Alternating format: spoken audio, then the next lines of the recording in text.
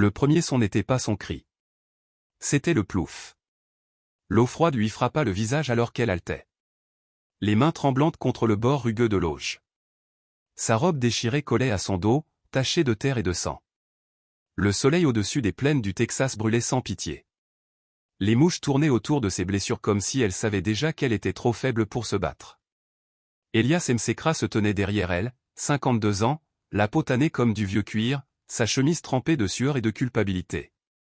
Il n'était pas son père. Il n'était pas son mari. Mais d'une manière ou d'une autre, elle s'était retrouvée sur ces terres, à moitié morte, respirant à peine, et personne en ville ne voulait savoir comment ni pourquoi. « Tiens bon, dit-il doucement. Elle essaya. Ses bras tremblaient. Ses lèvres étaient bleues. L'eau dans l'auge ondulait alors que sa respiration faiblissait.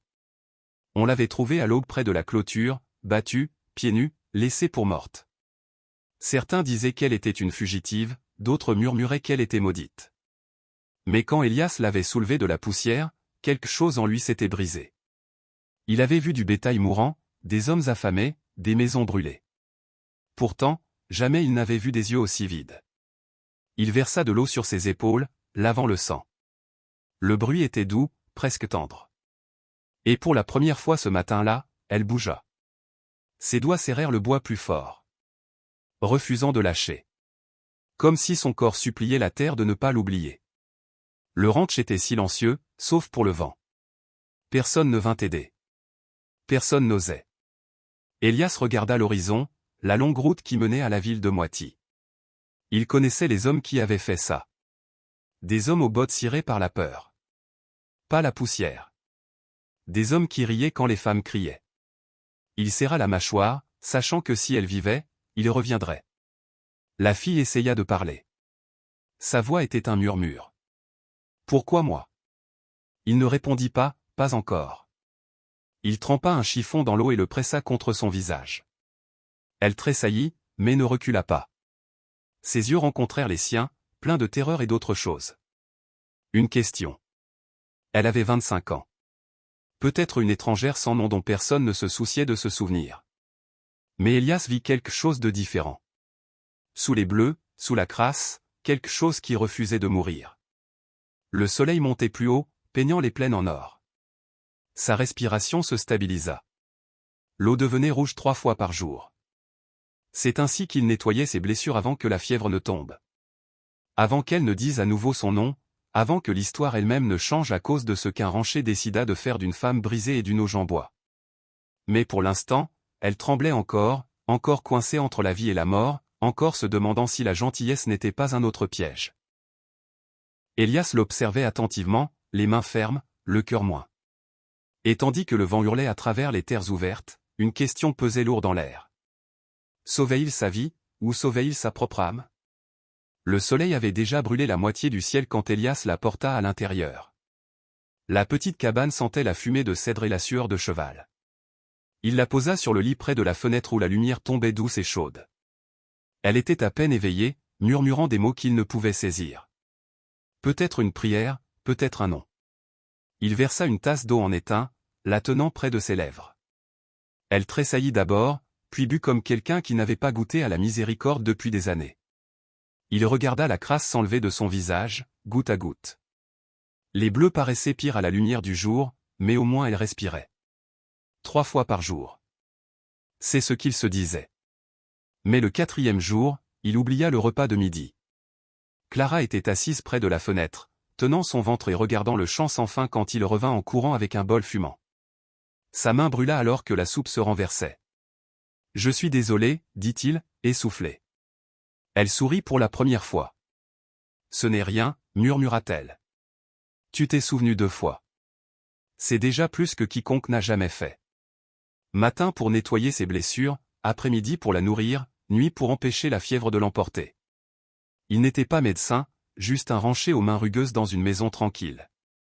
Mais quelque chose chez cette fille le rendait prudent, le rendait doux d'une manière qu'il n'avait pas été depuis le décès de sa femme. Chaque fois qu'il touchait sa peau, il le faisait comme si le monde pouvait se briser s'il appuyait trop fort. Dehors, le vent faisait claquer la porte de la grange. Les chevaux piétinaient, nerveux. Les coyotes tournaient à nouveau dans les collines. Peut-être qu'il sentait le sang. Peut-être qu'il sentait la culpabilité. Elias s'en fichait. Il se souciait seulement qu'elle ouvre à nouveau les yeux quand elle le fit enfin. Cela le surprit. Ils étaient verts, doux, mais acérés, comme la couleur du printemps après une longue sécheresse. « Tu es en sécurité ici, dit-il. Sa voix se brisa. La sécurité ne dure jamais. Il ne discuta pas. Il hocha simplement la tête et lui tendit une autre tasse d'eau. Plus tard cet après-midi-là, il lui prépara une soupe de semoule de maïs et de porc salé. Ce n'était pas grand-chose, mais quand elle la goûta, ses épaules se détendirent un peu. Ce fut la première fois qu'elle le regarda sans peur. Juste des yeux fatigués, cherchant une raison de faire confiance. La deuxième nuit, elle était assez forte pour s'asseoir. La fièvre s'estompait, mais le silence entre eux devenait lourd. Il travaillait à la table, réparant une bride, faisant semblant de ne pas remarquer quand elle l'observait.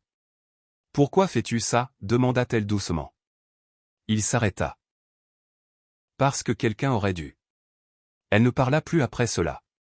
Elle fixa simplement le feu comme si les flammes pouvaient expliquer ce que ces mots signifiaient. Quand le vent hurlait dehors, il ajouta une autre bûche. La pièce brillait d'or, douce, vivante. Elle serra la couverture plus fort, fermant les yeux pour le premier vrai sommeil depuis des jours. Elias s'assit, écoutant sa respiration se stabiliser comme une chanson lente. Il pensa que c'était fini pour la nuit, mais alors elle murmura une chose de plus, moitié rêve, moitié avertissement. Ils viendront me chercher quand la lune sera pleine. Elias se figea. Sa main s'arrêta sur la table. Il regarda son visage pâle à la lumière du feu. Et pour la première fois, il se demanda qui elle était exactement et quel genre d'homme venait la reprendre. Des semaines passèrent avant qu'elle ne puisse marcher steady. Sa voix devint plus forte, mais la peur dans ses yeux resta la même. Le troisième matin, la fièvre avait disparu, mais la peur non. Elle se réveilla avant le lever du soleil, assise près de la fenêtre avec la couverture autour des épaules, regardant les terres ouvertes. Elias lui versa du café, noir et fort, comme il le buvait toujours. Elle en prit une gorgée, grimaça, puis sourit un peu. C'était le premier sourire qu'il avait vu depuis son arrivée. « Tu as dit qu'ils viendraient te chercher » lui rappela-t-il. « Qui sont-ils » Elle ne le regarda pas. Des hommes de moisi, le genre qui n'accepte pas un nom. La mâchoire d'Elias se serra. Il avait connu des hommes comme ça toute sa vie. Le genre qui portait des costumes du dimanche à l'église et du sang sur leurs bottes le reste de la semaine. À midi, il sella son cheval. Reste à l'intérieur. Verrouille la porte. Elle attrapa sa manche, faible mais déterminée. Tu vas te faire tuer. Il la regarda dans les yeux. Peut-être, mais je ne les laisserai pas te prendre. Le trajet jusqu'à la ville fut long, poussiéreux et silencieux. Chaque kilomètre semblait plus lourd. Les rues de Moiti s'éveillaient quand il arriva. Des hommes bordaient le porche du saloon, crachant du tabac, le regardant comme des corbeaux sur une clôture. Il trouva le shérif près du magasin d'aliments. « Bonjour, Elias, dit l'homme prudemment. J'ai entendu que tu as pris une étrangère. »« Ce n'est pas un chien errant, » répondit Elias platement. « Elle est blessée. » Le shérif soupira. « Tu aurais dû la laisser. » Son nom est Clara. Elle appartenait à un courtier en bétail nommé ROR. Il a payé cher pour elle. La voix d'Elias devint froide. On ne paie pas pour les gens. La ville se figea, chaque tête se tourna, et même le vent s'arrêta pour écouter. ROR lui-même sortit du saloon, essuyant le whisky de sa barbe. Eh bien, on dirait que le vieux rancher a trouvé du cran. Elias ne porta pas la main à son arme. Il le fixa simplement. Tu bats une femme et tu appelles ça des affaires. Si tu t'approches encore de mes terres, tu découvriras ce qu'est le vrai travail. ROR rit et cracha près de ses bottes, mais là maintenant son verre tremblait. Plus tard cette nuit-là, il envoya 2 nouveaux hommes de Sweetwater. Il doubla la paie et leur dit, faites en sorte que ça ressemble à un accident. ROR rit. Ce rire les qui vous donne la chair de poule. Tu penses pouvoir te mettre entre moi et ce qui m'appartient. Elias fit un pas lent en avant. Elle n'est pas à toi. Plus maintenant. La foule murmura. Personne n'osait bouger. Même le sourire de ROR s'effaça. Quelque part au loin, un coup de tonnerre roula à travers les plaines, bien que le ciel fût clair. Quand Elias tourna son cheval pour partir, le shérif cria, « Tu viens de commencer quelque chose que tu ne peux pas finir. » Il ne se retourna pas.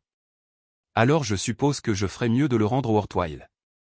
Cette nuit-là, alors que le soleil saignait dans l'horizon, Clara attendait sur le porche, les yeux écarquillés d'inquiétude.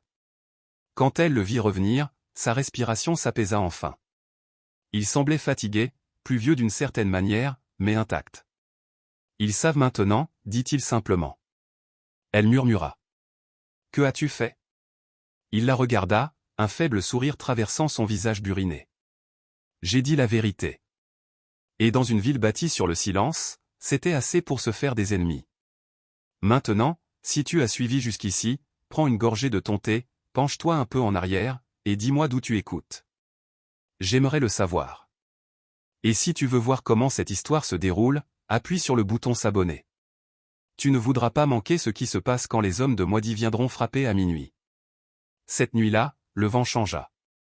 Il descendit du canyon, sec et méchant, portant le genre de silence qui fait se cacher les chiens sous les porches. Elias le sentit d'abord. Les poils de sa nuque se dressèrent. Il sortit, fusil en main, scrutant les terres ouvertes. Clara était encore éveillée, assise près du feu, ses mains serrant le bord de la couverture. « Ils viennent, n'est-ce pas » murmura-t-elle. Il hocha la tête. ROR n'accepte pas bien l'humiliation. Il avait déplacé son lit à la cave cet après-midi-là, au cas où. Maintenant, il versait de l'huile dans les lanternes et vérifiait chaque serrure. La lune pendait basse, grosse et orange, éclairant le ranch comme une scène. Chaque son était net. Le grincement du bois, le gémissement d'un cheval, même son propre battement de cœur. Près de la clôture, 3 ombres se détachèrent de l'obscurité. Des hommes à cheval, sans phare, sans voix, juste le tude régulier des sabots sur la terre sèche. Elias prit une lente respiration. Il n'était plus jeune, mais il avait eu sa part de combat. Il n'avait pas besoin de vitesse. Il avait juste besoin de patience. Il attendit qu'ils atteignent le corral. Puis la première lanterne s'enflamma. L'un des hommes jura. « Il est là. » Elias tira une fois, pas pour tuer, juste pour effrayer. Un deuxième coup suivi de la grange. Plus net, plus propre. Il venait du vieux Jake, l'ouvrier du ranch, qui avait travaillé aux côtés d'Elias pendant 20 ans. Personne ne le vit quitter cette grange à nouveau, et personne n'osa demander. Les coups déchirèrent l'air comme le tonnerre. Les chevaux se cabrèrent. Un cavalier tomba, hurlant. Les autres se baissèrent derrière la clôture. À l'intérieur de la cabane, Clara s'accroupit près des escaliers, les yeux écarquillés. Elle pouvait entendre sa voix dehors. Calme comme la pierre. Vous avez choisi la mauvaise nuit. Les gars, ils tirèrent en retour, des éclats volant du rail du porche. Elias bougea comme s'il avait répété cela toute sa vie. Chaque fois qu'il rechargeait, il changeait de position, les attirant plus près de la grange où il avait posé son piège. Une étincelle prit, puis un rugissement. Les flammes jaillirent du tas de foin, éclairant la nuit aussi claire que midi. Les hommes paniquèrent, aveuglés par le feu. Elias bondit en avant, assommant l'un au sol. Les autres fuirent, l'un traînant l'homme blessé par le bras. Quand ce fut fini, le ranch était à nouveau silencieux, sauf pour le crépitement du feu et les pas de Clara sur le porche. Quand l'aube vint, le shérif frappa à la porte, le visage dur comme la pierre. Le feu était un accident, hein, demanda-t-il. Elias hocha lentement la tête. Clara se cacha derrière le rideau, serrant un couteau à éplucher assez fort pour blanchir ses jointures. Elle courut vers lui, les yeux pleins de peur et de soulagement. Sa chemise était déchirée, ses jointures à vif, mais il tenait encore debout. « Tu aurais pu mourir, dit-elle. Il essuya la sueur de son front. « Pas ce soir. » Elle fixa la grange en feu, puis revint vers lui. « Que feront-ils maintenant ?» Il regarda vers les collines où les hommes avaient disparu. Sa voix était stable, mais basse. « Ils reviendront, mais la prochaine fois. »« Je ne serai pas seul, » fronça-t-elle les sourcils. « Que veux-tu dire ?» Il lui donna un demi-sourire fatigué, la regardant comme s'il avait déjà décidé quelque chose qu'elle ne comprenait pas encore. Et tandis que la lumière du feu dansait dans ses yeux, Elias dit doucement, « Demain, nous chevauchons jusqu'à Palo Duro. Il y a quelque chose que je dois te montrer. » Cela semble simple, n'est-ce pas? Mais ce qu'il lui montra le lendemain matin changerait leur de vie pour toujours. Tu ne croiras pas ce qui les attendait dans ce canyon. Le soleil se leva lentement sur le canyon de Peloduro, peignant les falaises en or et feu. Elias chevaucha devant, Clara derrière lui, enveloppée dans son vieux manteau. Le vent sentait la sauge et la poussière et quelque chose de nouveau. L'espoir peut-être. Ils s'arrêtèrent près d'une crête où la terre s'ouvrait large comme une promesse. En dessous, la rivière brillait, serpentant à travers la pierre rouge comme un ruban d'argent. Elias descendit d'abord, puis l'aida à descendre. Ses mains étaient rugueuses, stables et gentilles. Cet endroit, dit-il doucement, m'a sauvé une fois. Peut-être qu'il te sauvera aussi. Pendant un moment, elle ne parla pas. Elle resta simplement là, les yeux brillants, regardant les terres sans fin. Pourquoi ici? Parce qu'ici, dit-il, personne ne possède une autre âme. La terre se fiche de qui tu étais. Seulement de qui tu décides d'être. Elle marcha plus près du bord, ses cheveux captant la lumière du soleil. Chaque respiration qu'elle prenait semblait laver plus du passé. Tous les bleus, toute la honte, et tous les noms qu'il lui avait donnés partis morceau par morceau comme le crépuscule emporté par le vent. Cet été-là, ils restèrent dans le canyon. 3 fois par jour, comme avant. Matin, elle l'aidait à s'occuper des chevaux. Midi, ils partageaient des repas simples près de l'eau. Soir, ils parlaient.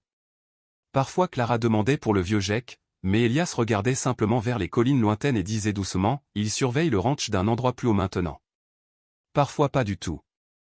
Juste assis près du feu, écoutant le monde respirer. Il ne lui demanda jamais de rester. Elle ne lui demanda jamais pourquoi il se souciait. Peut-être que certaines choses n'ont pas besoin d'explication. Peut-être que la guérison ne vient pas avec des mots, seulement avec le temps. Une nuit sous les étoiles, elle dit doucement, « Je pensais être brisée. » Elias attisa le feu et sourit. Peut-être que tu l'étais, mais les choses brisées brillent encore si tu les tiens à la lumière. Ils rirent tous les deux. Le genre de rire qui te fait croire à nouveau à la vie. Quand l'automne vint, ils construisirent une petite cabane près de la rivière. Pas grand-chose, juste 4 murs et un toit qui fuyaient quand il pleuvait. Mais c'était à eux. Pas de dette, pas de peur, juste la paix. Des années plus tard, les gens diraient que ce petit ranch devint un refuge, un endroit où aucune femme n'était repoussée. Aucune âme affamée n'était jamais renvoyée. Certains disaient que ce qu'Elias et Clara avaient fait avait changé cette vallée pour toujours. Peut-être que oui. Peut-être que la gentillesse peut vraiment résonner aussi loin. Donc, si tu as écouté jusqu'ici, peut-être demande-toi, quand était la dernière fois que tu as offert un peu de gentillesse à quelqu'un? Pas parce qu'il l'avait mérité, mais parce que tu le pouvais. Et peut-être demande aussi, si tu étais Elias, aurais-tu arrêté ce jour-là près de la clôture ou aurais-tu continué à chevaucher? Si cette histoire t'a touché, prends une seconde pour cliquer sur like. Ça aide plus que tu ne le sais. Et si tu veux entendre plus d'histoires comme celle-ci, vas-y et abonne-toi. Et souviens-toi, la guérison ne rugit pas toujours. Parfois elle murmure juste 3 fois par jour.